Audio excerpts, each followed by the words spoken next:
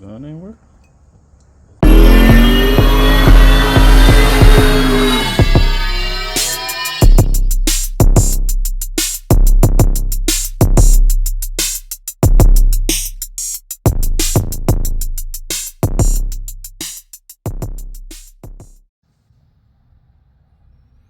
Up under here doing crank trigger adjustment, just making sure it's in the right spot. So I had to loosen these up. Might have to change this a little bit because we definitely got to worry about that gap right there.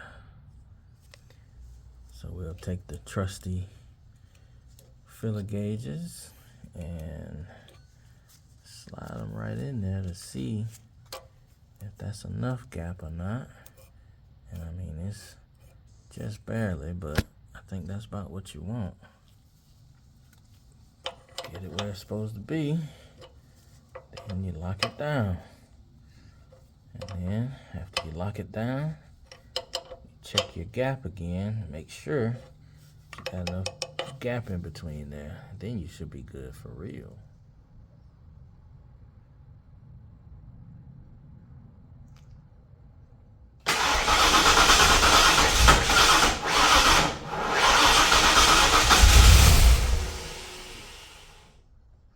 It's a lot further along than it was before.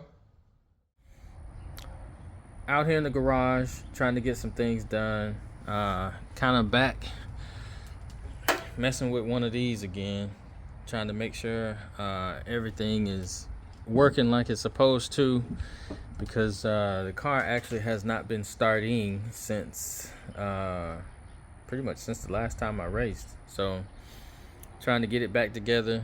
It ain't not too cold out here, and just trying to get something done anyway. I got the distributor, changed that up, wired it back up, did a little, kind of quick wire up so I can see if this is actually what the problem is, because I have been trying to figure out what's been going on with this thing for a minute, and then I was finally like, maybe it's this distributor again, because this will be like the third or the fourth one. So I really do need to go coil unplug, but like I said, I ain't got the space for it. So let's see if this was the problem here.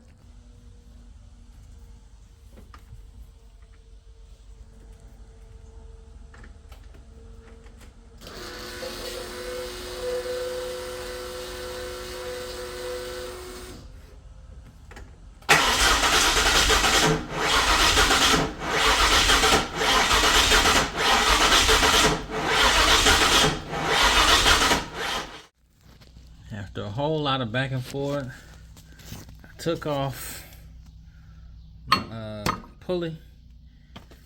I'm being a little lazy. I just don't want to take this all the way off, but I'm gonna try to get one of these magnets out of here.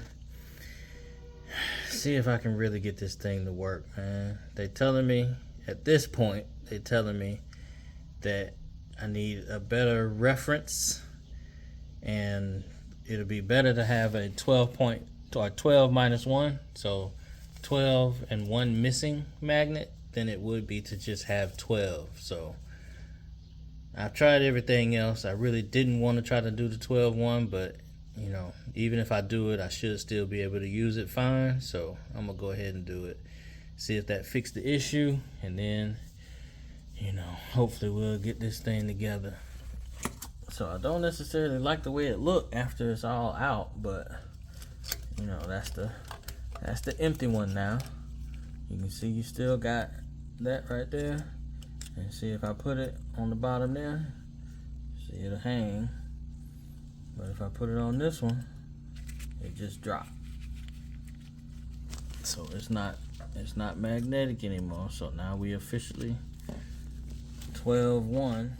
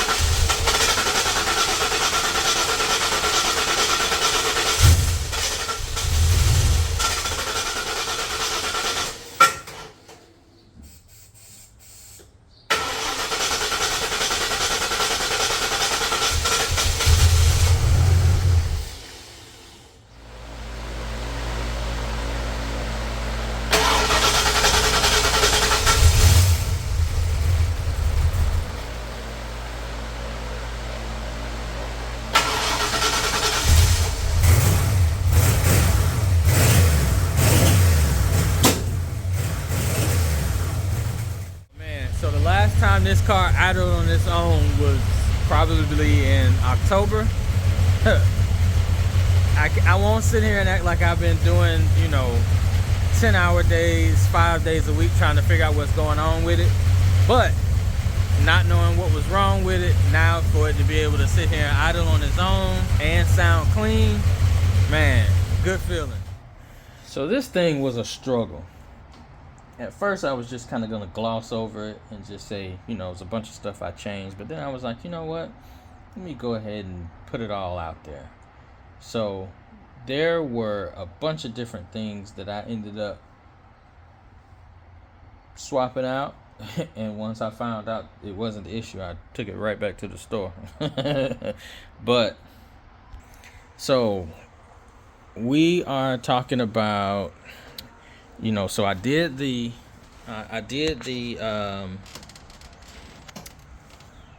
crank trigger and sensor. That's actually not the first sensor I did. That's the second sensor I did. So after that, I did the wiring for it. And I ended up doing that twice because I thought I did it wrong.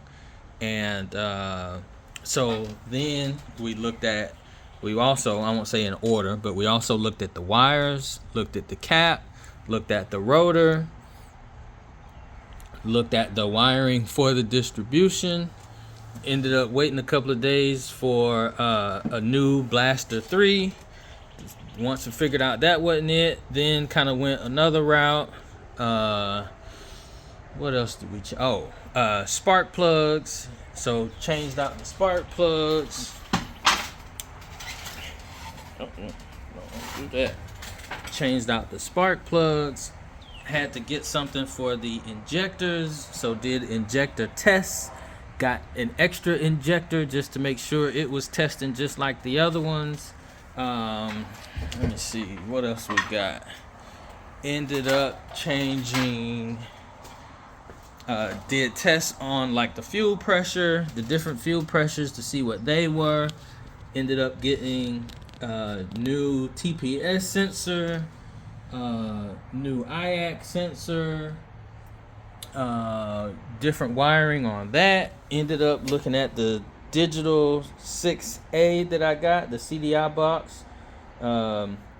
Ended up waiting some time to do one of those and see if that was the problem. It wasn't it.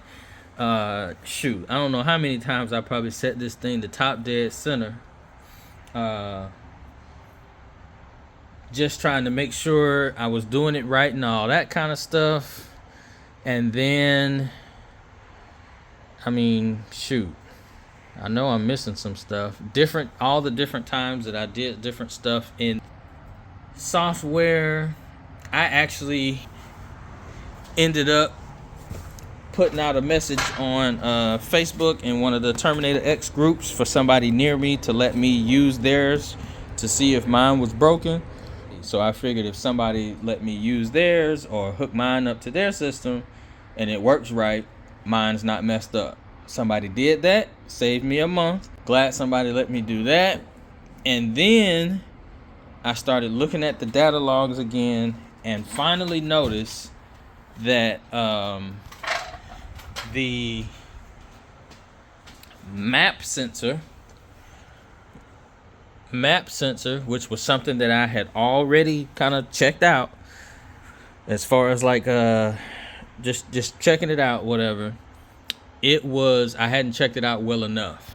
It was showing 100 kPa before cranking and after cranking, but not during cranking. And I finally caught that in the data log. Now this is after the crank trigger was actually right. Now I'll also say, I will admit, I don't come home every day and go straight into the garage. And there were some days, maybe even a week or so, more than a week, where I didn't go into the garage. So it's not like it was just something that's been nagging me for this whole 2, 3, 4, 5, 6 months. So it hasn't been something I've been working on every day tirelessly. I won't make it seem like that, but still, it was a long time before I actually kind of figured it all out. So now it does seem to be running, and I've been testing, and I actually got a dyno appointment, so we're gonna see what this thing do. You know what I mean?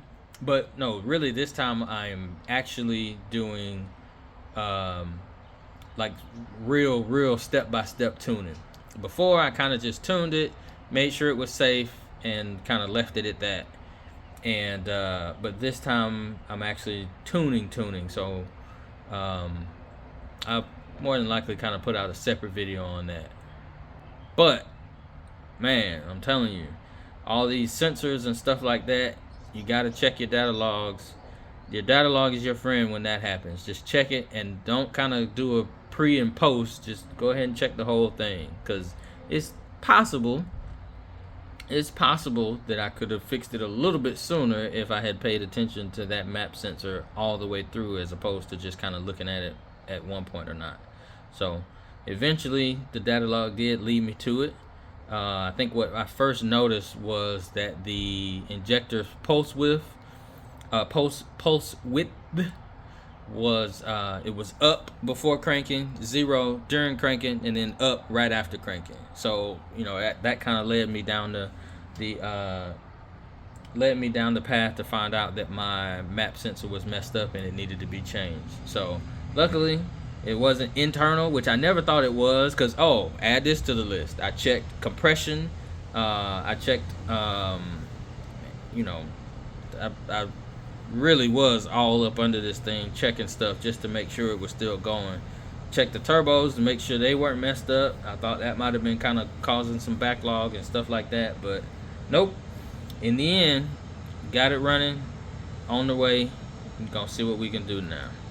I know it's a lot of talking as opposed to showing stuff, but hey, when your car been broke this long and you finally get it running because you finally figure it out, you just got a lot to talk about. You know what I mean?